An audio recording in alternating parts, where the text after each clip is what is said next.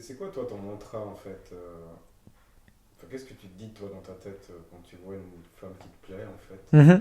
tu vas spontanément en fait ou bien Alors, euh, avant de...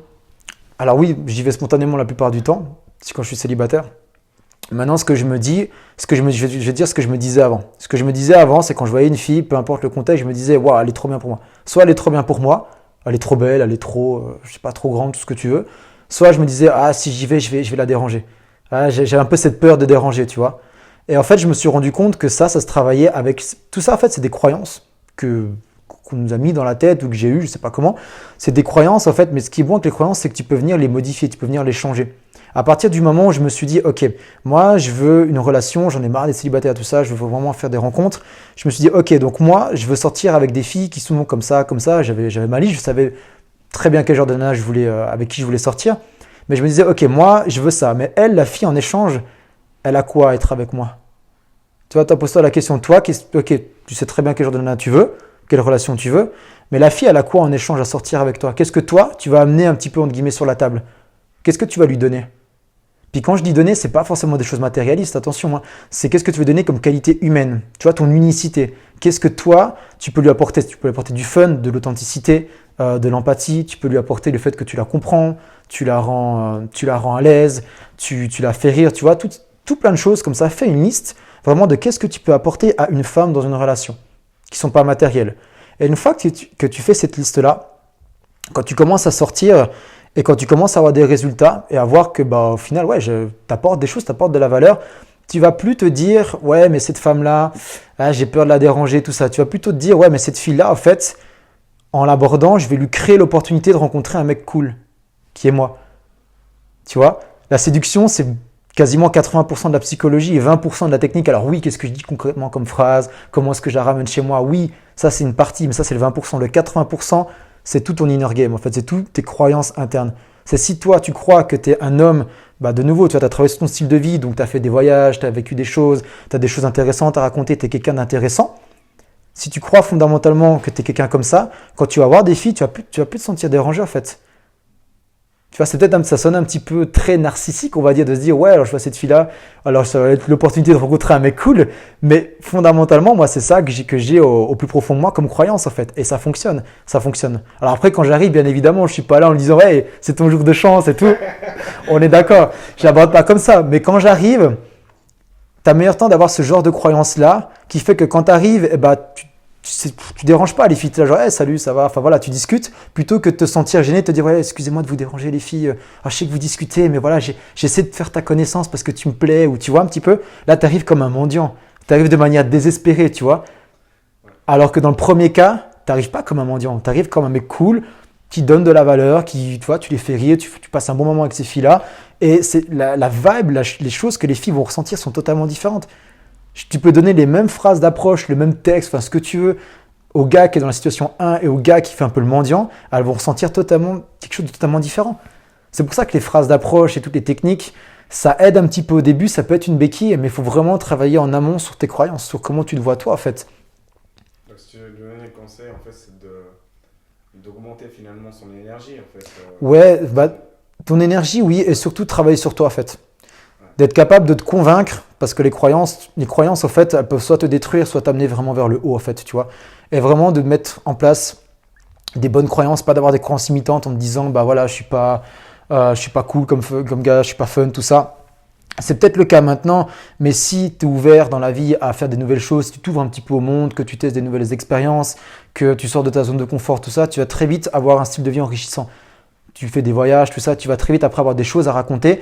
Et quand tu vas aborder des filles et que tu vas raconter tout ça, que tu vas voir que bah, au final elles sont ouvertes à ça, tu vas commencer ensuite à te mettre la bonne croyance. Même si au début ça sonne faux, essaie de te répéter plusieurs fois par jour avant de te coucher ou le matin quand tu te lèves, tu te dis ouais, non, je suis un mec intéressant. Je suis un mec intéressant parce que je suis un mec, bah, je me considère comme un mec drôle. Je suis un mec qui a de l'empathie, je suis pas un mec lourd, je respecte les femmes profondément. Voilà. Tu vois, au début, moi, c'est des choses que je me disais aussi au début, que je me répétais. Et après, quand je sortais, que je faisais des rencontres, ces croyances-là se manifestaient après dans ma vie. Parce que tu as des croyances positives ou négatives, dans les deux cas, elles vont se manifester dans la vie. Donc autant prendre des croyances qui vont t'aider, qui vont te tirer vers le haut, même si au début c'est pas forcément vrai, force-toi à te les dire et prends action. Parce que quand tu vas prendre action, tu vas vraiment venir les ancrer. Ton cerveau, il va vraiment se dire, ok, ouais, c'est vrai que je suis un mec cool, je suis un mec fun parce que j'ai abordé ces filles-là, ça a bien marché, le courant est bien passé, j'ai récupéré son numéro et tout, et elles ont passé un bon moment avec moi. Donc ouais, c'est vrai, en fait, je peux faire passer un bon moment à deux filles ou à une fille que je rencontre. Je peux être un petit ami super parce que j'ai cette expérience de référence où j'étais avec mon ex, où j'étais avec ces filles-là, ça a duré tant de temps, et c'était fun, c'était cool. Mhm. Tu vois? Ok, ouais. Et puis par rapport au fait que quand tu te dis, moi je me disais souvent aussi, ouais, mais cette fille-là, elle est trop bien pour moi. Je me rappelle un jour, un mec, il m'a entendu dire ça, c'était un de mes premiers mentors, puis il m'avait dit, mais trop bien, ça veut dire quoi?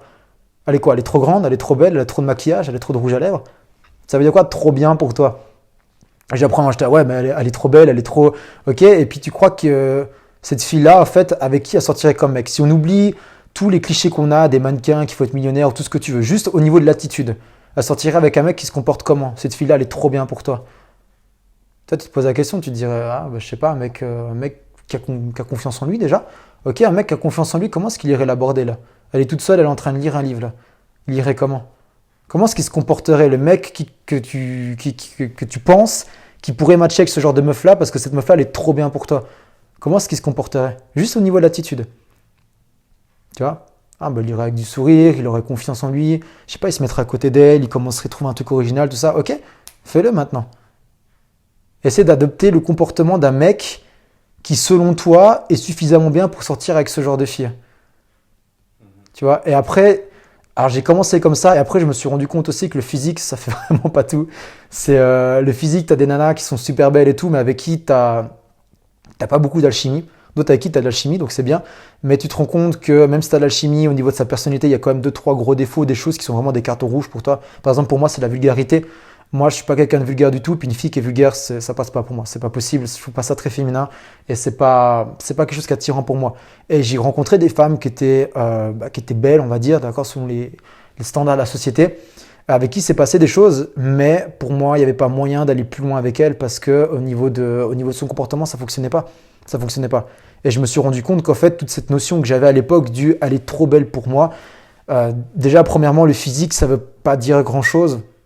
Comparé à une nana avec qui tu as de l'alchimie, que tu te sens bien et puis qui correspond vraiment à tout ce que tu recherches, en fait, avec qui tu pourrais vraiment faire quelque chose de bien et de stable dans le temps.